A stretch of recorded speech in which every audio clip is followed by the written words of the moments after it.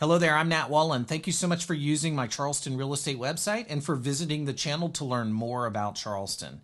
Today's video is the first in a series called What to Do on a Saturday in Charleston. This is going to be really helpful in getting to know what it's like to actually live here, and more specifically, what to do on the weekends. It's also going to happen a few times a month, hopefully, and I'm not going to be in them. Neil Rice is a local creator. He's a great realtor, and I was able to twist his arm into joining the natwallen.com group here. This way, together, we can bring you more content to help you make an informed decision about your move. And he's great. He knows the area like I do, and he makes really cool stuff. So without further ado, let me introduce you to real nice Neil Rice. Please do welcome him in the comments, and if you like his content, please subscribe and give him a like. Okay, here's Neil taking over the channel with what to do on a Saturday. Here we go. Hi there. Thank you for that intro, Nat. I'm super excited to be here and to be a part of this team. Now, like Nat said, I'm going to be highlighting some ideas of activities that you or your friends or family can enjoy during your time here in Charleston. So in today's episode, I'm going to take a drive from my house in downtown out to Cherry Point Boat Landing in the historic village of Rockville. It's like a 40-minute drive, but along the way, I'm going to be pointing out parts of West Ashley, James Island, Johns Island, as well as Wadmalaw Island. So grab your fishing rod, pack a lunch, and come along for the ride.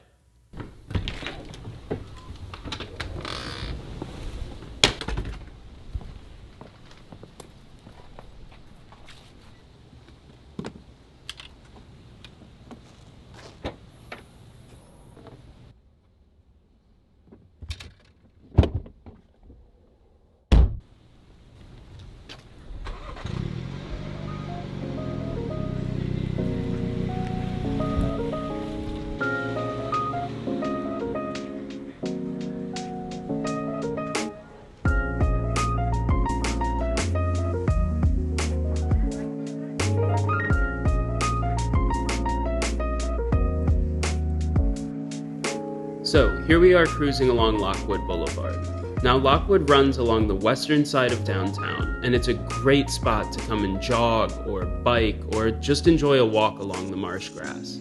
Also, there's a few benches along here that offer some of the most beautiful views of the Ashley River and the city marina.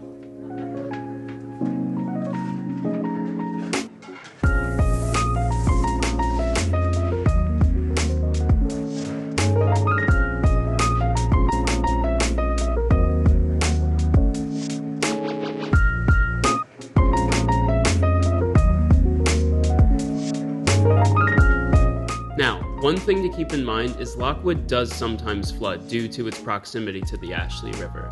The flooding along here isn't terrible and it recedes pretty quickly, but with a high tide and heavy rains, you're probably going to see some issues and road closures. But remember, the pictures you see of flooding in Charleston always make it look worse than it really is. And honestly, living here, you're going to get used to it pretty quickly. But if you have any questions about flood zones or flood insurance or even just good sneaky routes to avoid flooding on rainy days, then feel free to reach out to me at the Let's Talk button here on the natwallen.com site, and I'll be more than happy to talk you through it. Now, as we cross this drawbridge into West Ashley, this is where you're going to see the round Holiday Inn here on our left. It's easy to recognize and super central, so we tend to use it as a landmark in most of our videos. But from this point, we're going to continue under the overpasses and make our way towards the South Windermere Shopping Center.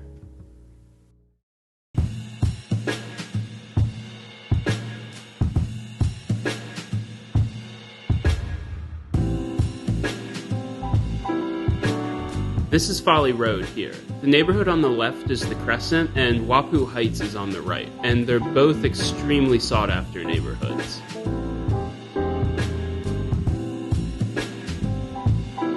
Now, this little ditty here is the Wapu Creek Bridge. This crosses over the Intercoastal Waterway, and year-round you're going to see boats coming up and down the East Coast.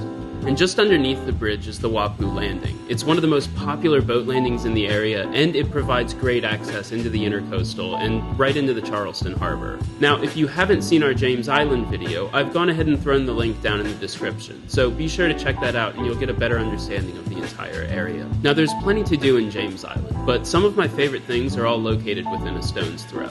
There's the Terrace Theater here, which is an excellent old-timey independent movie theater, as well as some great restaurants like Crust, Maybank Public House, or Bar George. They're all right here in the shopping center.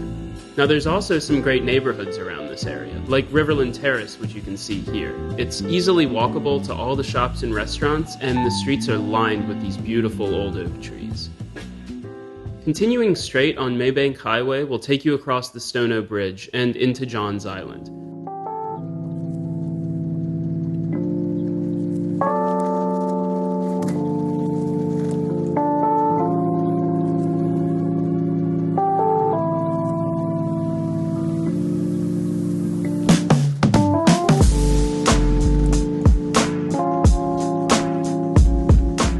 Johns Island is a bit more rural than what we've seen thus far, but it has been growing a lot recently, and there's tons of new neighborhoods popping up. This one here is called Stono View. Homeowners really love Johns Island because you can just as easily get to downtown and the beach, but you definitely feel like you have more space to yourself. Now, we'll make our way through the intersection of Main and Maybank and move a little deeper into the country.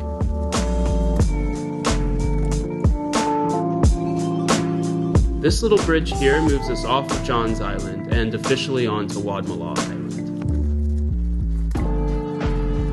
So Wadmalaw is actually named after the Wadmalaw Native Americans who originally inhabited the island, and it's one of the most scenic and natural areas of Charleston. Out here you're going to see beautiful farms and places to pick your own strawberries and giant live oaks covered with Spanish moss. Now, a great place to visit while you're out here is the Charleston Tea Plantation. You can take a tour of their factory or a scenic trolley ride all around the only tea farm in the United States. There always seems to be a handful of homes that are for sale on Wadmalaw, and they're all pretty unique. So if you want to see what's available out here, just go to the homepage at natwallen.com and scroll to this Become a Local Expert section. Then look for the picture of this dirt road. This is where you're going to find all of the homes for sale on Wadmalaw. Now, eventually, Maybank Highway is going to come to an end at the small village of Rockville.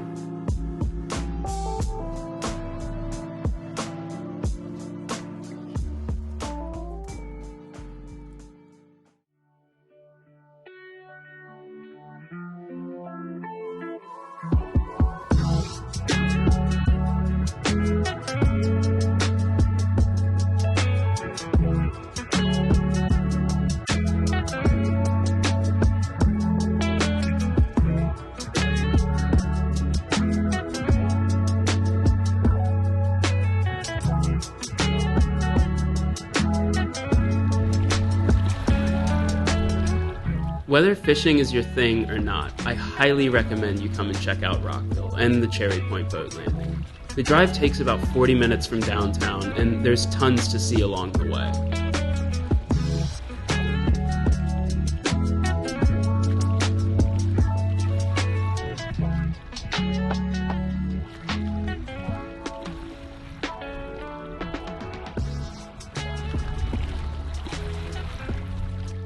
Well, I hope you enjoyed taking this little trip with me today. And if you did, be sure to hit that like button. And if you have any ideas of things you'd like to see in a future episode of A Saturday in Charleston, then please do let me know in the comments, and I'll do my best to make it happen. Thank you for coming along, and thank you for using natwallen.com to help make your move to Charleston be the best it can be. Have a great day. Bye-bye.